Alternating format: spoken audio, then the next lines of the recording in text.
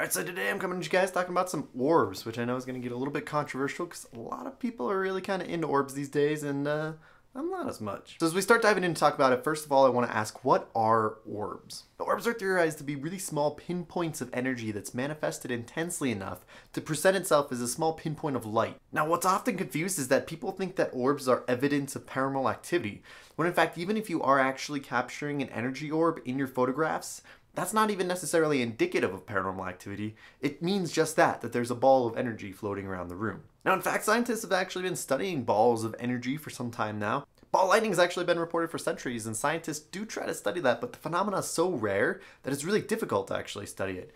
They managed to recreate the effects in a laboratory. But of course they can't compare that to the actual natural phenomena because it's so hard to actually find and actually study. Now, some people do believe that because we track these anomalous and sometimes communicative balls of energy on a ghost hunt, then there might actually be something ghostly related to them. So if we're going to talk about capturing orbs on photographs, we're going to need to talk about some photography first. The first thing I want to talk about is depth of field. What is depth of field? Depth of field is actually the depth of your camera lens that will keep an object in focus. Very narrow depth of field looks like this. We oftentimes associate it with really fancy artistic photographs, that narrow depth of field where you might only get a very small little part of it that's actually in focus and everything else in the background is out of focus. Now, very long depth of field is the exact opposite of that, and what you see normally with most of your camera phones and your digital photography these days, where it's actually very long depth of field, you can see in focus for much, much longer. And also flash. We all pretty much know what the flash is. It's a burst of really intense light from your camera to illuminate the room. But keep in mind also that the flash has the very same effect as holding a light source right next to your camera, as we see with IR photography, and of course IR video cameras too, where you have the IR illuminator right above. It might be continuous, but it's the same effect as a flash. The common explanation among paranormal researchers is that these orbs are actually dust, water droplets, or insects in front of your camera. Now, if there is a dust particle or something that's passing really close to your lens, and your camera is focused on something far away, being so close, that's going to be out of focus. The flash is going to go ahead and illuminate that dust particle, and it's going to reflect back into your photograph. And it's going to seem to be a perfect sphere, possibly glowing around the edges and looking altogether like something possibly paranormal. Now, when things go out of focus, they usually turn into these really nice spheres. So go ahead and take a look at this video and see that same effect happening. Now, little squiggles inside it is just a product of the focus. You can go ahead and play with any camera and try to recreate that same effect, and you'll see those little squiggles happening around in there too. This very easily becomes a matrixing effect. I know. It's the lamest thing I've ever heard of.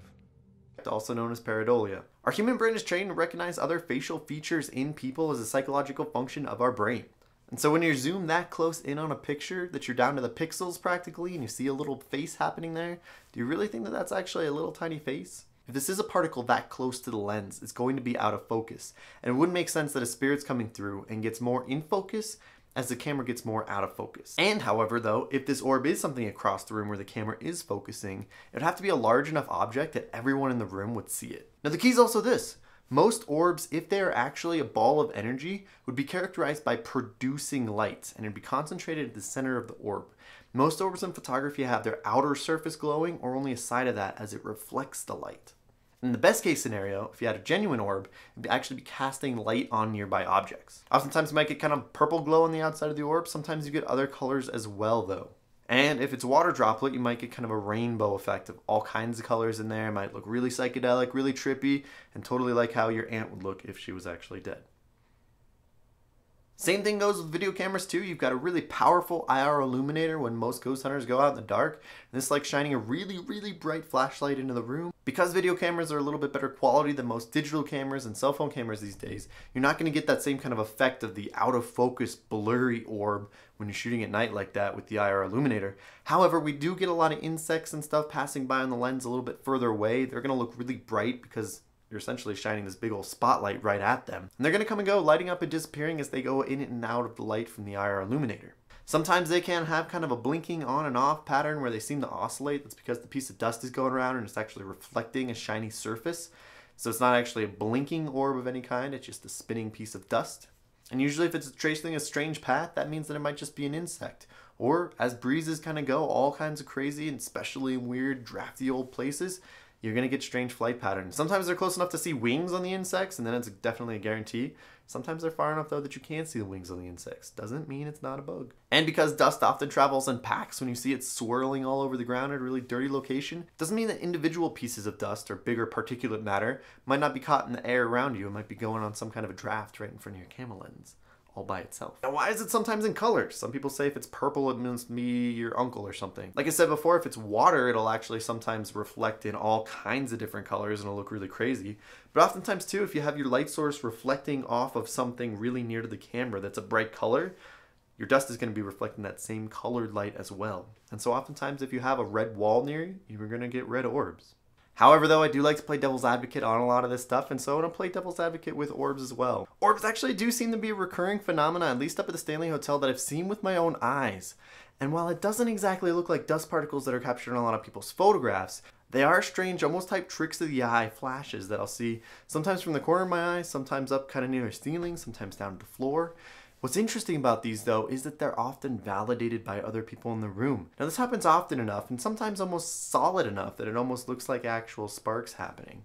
Can this actually be photographed? Well, if I'm seeing it with my own eyes, I'd imagine so. But I've never seen one photographed. There's also this idea that if a spirit was really concentrating to actually manifest in a particular spot, but all it could do was create just the barest sudden appearance of spontaneous matter right there, and it was close enough to the camera, wouldn't that suggest that it would look just like a dust particle on your camera lens?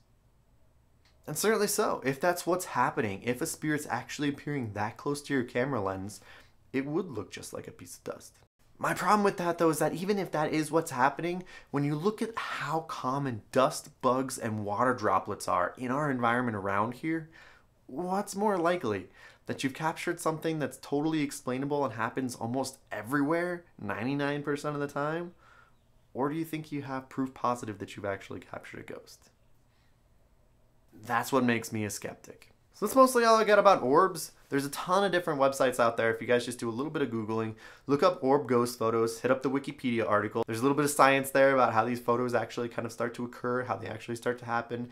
There's a lot of websites, both pro-orbs and anti-orbs, and I think they're both really interesting. There's some strange pictures on some of the pro-orb websites. There's also great databases of dust particles that do look like orbs on a lot of these skeptic websites, and I think that those are absolutely a must-see, because if you're going to be a paranormal investigator, if you're going to be taking a picture of a ghost that you think is persuasive, that you want to show other people, you're going to need to know what it's not, and you're going to need to know how to be a good skeptic if you're going to get something that's really persuasive. So like I said, that's all I got. If you guys do have any opinions on this one, I know a lot of you guys might be pro-orb, a lot of you guys might be anti-orb, leave them in the comment section down below. If you know any good websites, link me up to those too. I'm always happy to read more about the subject. And also, if you guys want to check out the two most recent videos, I think you'll find them pretty interesting. I'll post those right here and right here for you guys. This one right here is, why do we investigate in the dark as ghost hunters anyways? Are we crazy? This other one down here is on provoking. Is it good? Is it bad? Is it effective? Is it not? Check it out. As always, you can find me at www.karlpfeiffer.com and on Twitter at Karl Pfeiffer. Feel free to shoot me a line on either one of those. I'll be coming back at you guys with another vlog here next week, exploring more aspects of the paranormal. So until then, you guys be good.